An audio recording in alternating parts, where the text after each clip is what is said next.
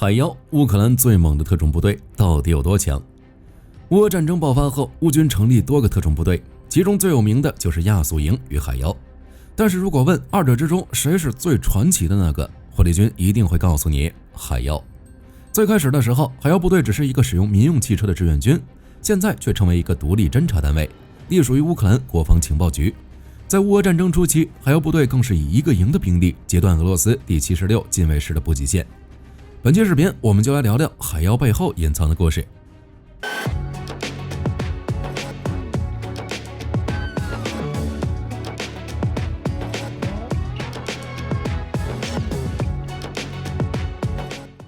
海妖属于北欧神话中类似巨型鱿鱼的怪兽，海妖特种部队也没有辜负这个名字，成了乌克兰最凶猛的部队之一。其最耀眼的战绩就是鲁西卡洛佐瓦之战，一个海妖特种营截断了俄罗斯第76近卫师的补给线。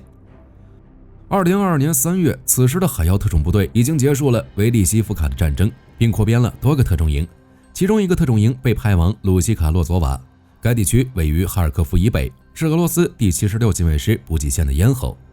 乌军只要拿下该地，就可以切断俄军从比尔格罗德方向进入哈尔科夫的补给线，从而将俄军逐出乌克兰边境。只是当时的哈尔科夫以北的高速公路已经被俄军占领，第76近卫师也明白后勤的重要，在鲁西卡洛佐瓦部署了一个加强营。海妖特种营的任务就是拿下鲁西卡洛佐瓦，并坚守至乌军第92机械化旅抵达，这将是一场硬仗。为了保证作战成功，乌克兰国防情报总局局长布达诺夫亲赴前线，配合海妖部队行动。2022年4月初，一个大约220人的海妖特种营前往鲁西卡洛佐瓦。不过海妖部队的指挥官也明白，以这个兵力强攻没有丝毫机会，在进行简单的尝试后就放弃了这个选择，转而侦察该地的情报进行渗透作战。进入鲁西卡洛佐瓦的道路不止一条，俄军也没办法面面俱到，于是海妖士兵绕开公路，在夜间徒步穿过东边的森林进入该村。负责守卫鲁西卡洛佐瓦的俄军被打了一个措手不及，于是海妖特种营以极快的速度占据了该地区。不过对于海妖士兵来说，战局才刚刚开始，他们还需要在俄军加强营的攻击下守住鲁西卡洛佐瓦，直到第92机械化旅接防，难度很大。海妖营轻装上阵，只携带了榴弹发射器以及数量不多的反坦克导弹，而鲁西卡洛佐瓦处于俄军第76近卫师远程火炮的打击范围，想要以海妖营220人的兵力阻止第76近卫师的装甲部队，显然不切实际。但最终的结果却是海妖营成功解放鲁西卡洛佐瓦，并一直守到己方第92机械旅的先头部队抵达。而这是如何做到的？答案也很简单，打不过那就避开。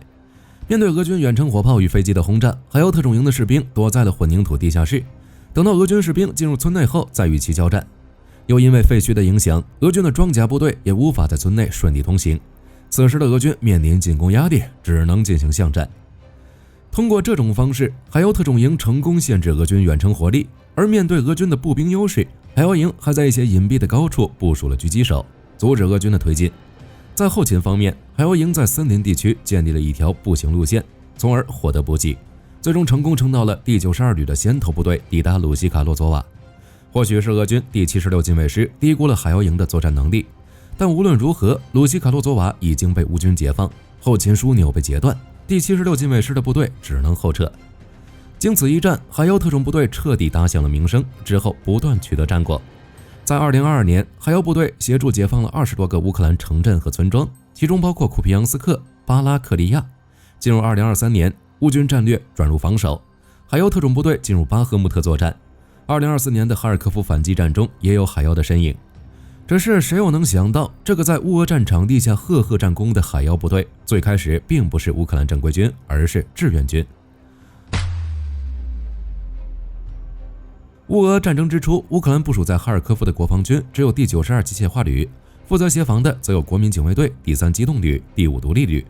领土防御部队第113哈尔科夫防御旅以及第127哈尔科夫城市防卫旅。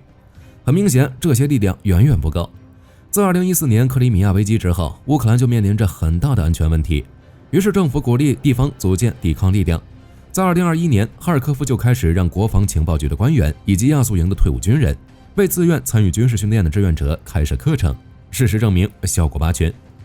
2022年2月24日，俄罗斯对哈尔科夫发动大规模轰炸，并派遣大批量士兵从北部地区冲向哈尔科夫。面对俄军的入侵，哈尔科夫的志愿者在亚速营退役士兵康斯坦丁·涅梅切夫的指挥下逐渐聚集了起来，打算保卫这座城市。他们中有侦察部队军官、战斗丰富的士兵，也有当地的足球迷、健身爱好者。乌克兰情报总局得知哈尔科夫志愿军的消息之后，便向其提供一些轻武器与迫击炮。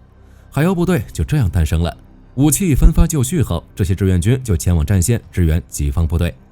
2月24日下午，志愿军在北萨尔提夫卡占据了阵地。2月27日，虽然第92旅还在哈尔科夫前线坚守，但俄军普斯科夫空降近卫突击师的部队已经通过渗透作战，抵达哈尔科夫市的一所德语专业学校。俄军计划在该地区建立一个临时的指挥中心。在察觉到俄军意图后，乌军第92旅的部队截断了这些特种兵的后勤，志愿军负责拔除俄军特种部队。孤军深入敌方大本营，下场一般都不会很好。几天之后，志愿军成功拿下俄军特种部队，并缴获了一辆虎式装甲步兵车、迫击炮等武器。可以说，在最初的时候，志愿军的武器是乌克兰政府给他们的，但随着战事的持续，武器就变成俄罗斯军队送的。面对乌军的反击，俄罗斯也有些坐不住了，开始对哈尔科夫展开远程打击。1周之后，2枚俄制口径导弹击中了哈尔科夫的防御总部，但志愿者们仍不动摇，并在3月份成功收复韦蒂西夫卡。接二连三的胜利给乌军高级军官留下了很深的印象，也正因如此，乌克兰情报总局正式将其收编，一个自发的组织成为情报总局的一部分，一个独立的侦察和破坏单位。军中的一名指挥官根据他海军特种部队的背景，选择了海妖这个词来当部队名字。所以从本质上来说，海妖特种部队并不是乌克兰武装部队的组成部分，其性质为乌克兰志愿军，体系上隶属于乌克兰情报总局下属的特殊用途单位，部队人员大约1800人，以渗透、破坏和非常规攻击为主。当然，有编制之后，乌克兰为其配备了坦克和火炮，以及突击任务的训练。但是该部队在技术上仍然不属于常规军队，其人员配置、训练和配置主要是为了执行国防情报局的特殊任务。实际作战的时候，海妖特种部队也取得了辉煌的战绩。维利西夫卡之战后，海妖部队进一步扩大，并被乌军派往鲁西卡洛佐瓦。就跟火力军上面说的那样，此战以胜利告终。之后，海妖部队参与哈尔科夫反击战。2022年9月，根据当时的报道，海妖部队已经俘虏了超过15名俄罗斯军官，移交给了乌克兰情报局。同月，在解放伊久姆方面发挥了关键作用。2022年11月份，海妖部队与第92旅一同进攻诺沃谢里夫斯克，成功驱逐定居点内的俄军。2023年1月份，泽连斯基还亲自感谢海妖部队的付出。整个2022年，海妖部队在哈尔科夫地区解放了20多个定居点。进入2023年之后，该部队的行动不断扩大，乌俄战场近1000公里的战线都有海妖部队的身影。2022年12月下旬，瓦格纳组织精锐部队进攻索莱达尔地区，想要以此地为中转站进入巴赫穆特。海妖部队选择在索莱达尔硬刚瓦格纳，这场战斗陷入了激烈的消耗战。最后持续1个多月的战斗，俄罗斯付出惨烈的代价拿下此地控制权，但为时已晚。乌军已经在其他地方重新构筑防线。为此，泽连斯基还亲自来到索莱达尔，表彰该军团与敌人顽强作战的精神。2023年4月，海妖部队前往巴赫穆特，虽然结果有些不尽如人意，但还是消耗了俄军大量的有生力量。巴赫穆特之战结束后，海妖部队便留在了恰索菲亚尔地区，以阻止俄军的进攻。也正是在这个阶段，海妖部队的一个侦察营成为正规军。2023年8月，乌克兰司令部与亚速营合作，将海妖的亚速哈尔科夫侦察和破坏部队扩大为一个单独的机械化营，并将该部队分配到乌克兰地面部队第60机械化旅，作为第97机械化营。进入2024年之后，俄罗斯自由军团将哈尔科夫州作为跳板进攻别尔哥罗德。为了建立缓冲区，2024年5月，俄军再次越过边境，对哈尔科夫发起了大规模进攻。